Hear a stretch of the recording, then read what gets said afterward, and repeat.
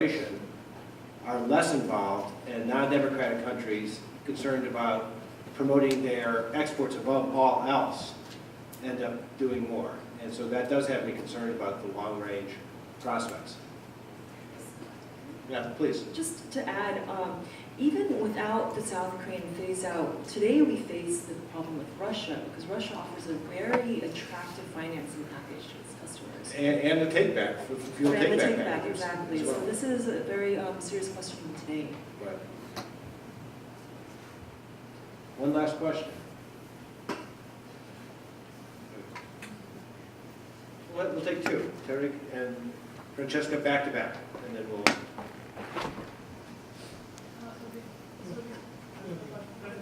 One each. Yeah, two mics. Need another microphone here. So I wanted to come back to this issue about enrichment and reprocessing, and also China and Russia and the market.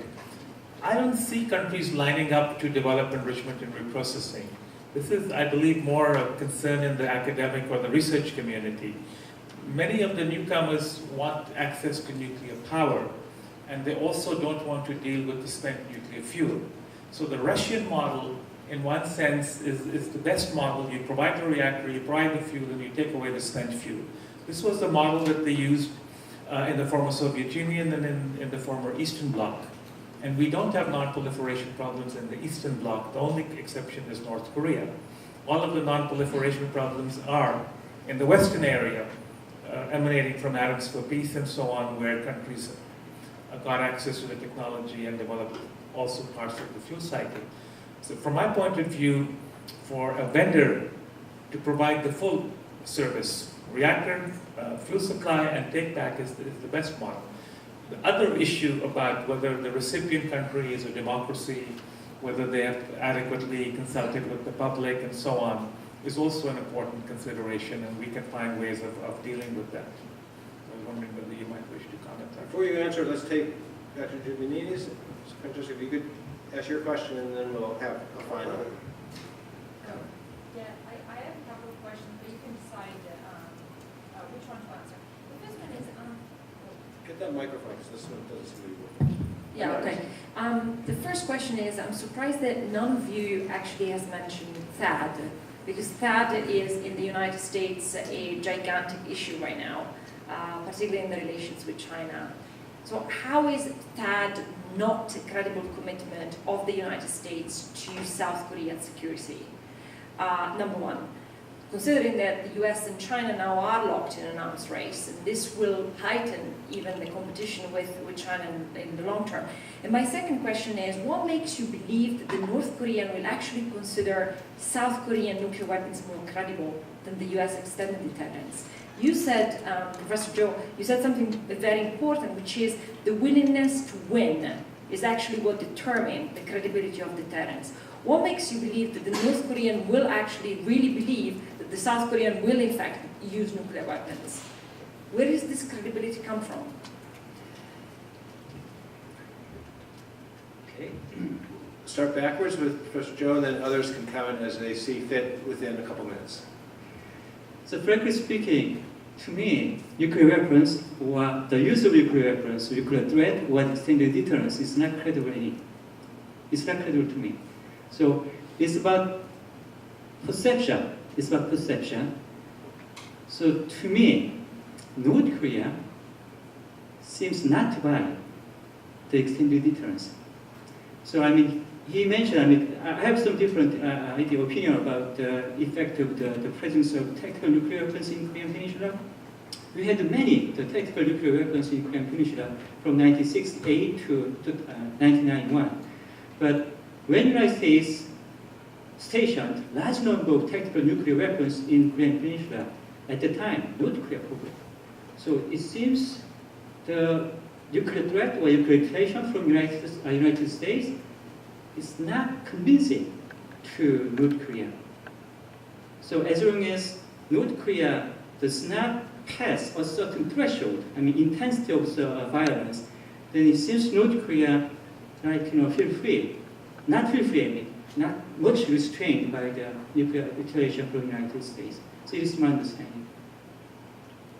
Dr. Cheon, Ms. Kim, do you have last words? either bringing back American technological weapons or our decision to get out of NPT and go on our own weapons program.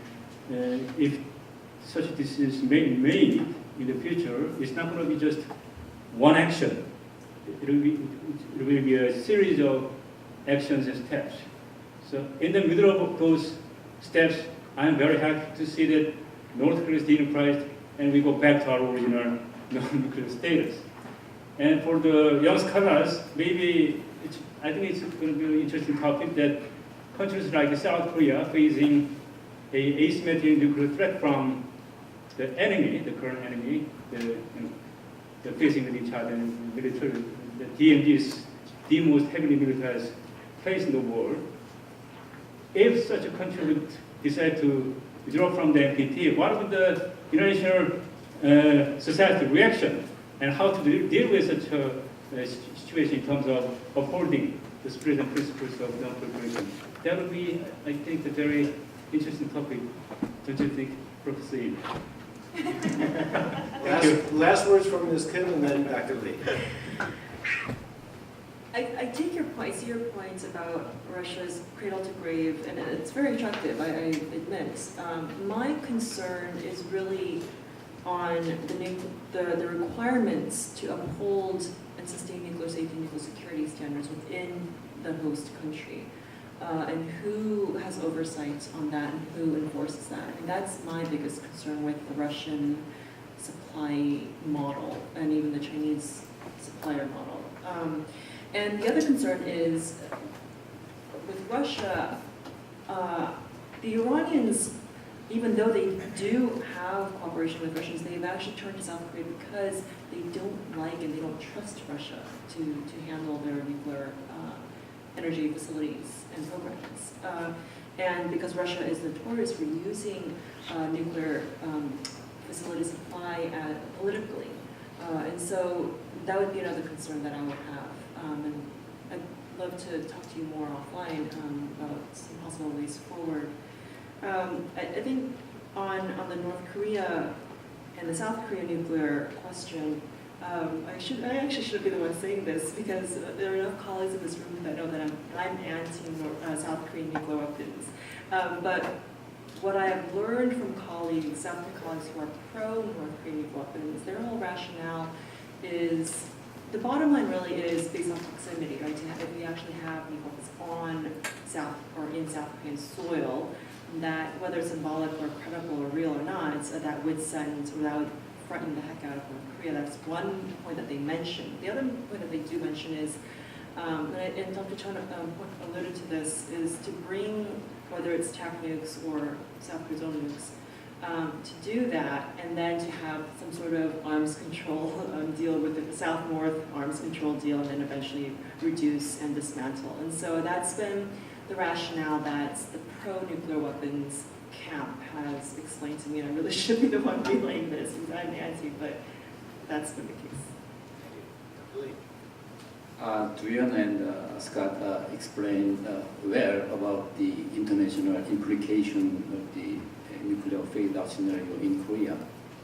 So I'd like to stress that it's the time to strengthen the US-RK collaboration in some countries. Thank you. Please join me in thanking our four panelists. We have successfully almost gotten back on time. There is a 9-minute break, and then we're going to come back here for the next panel.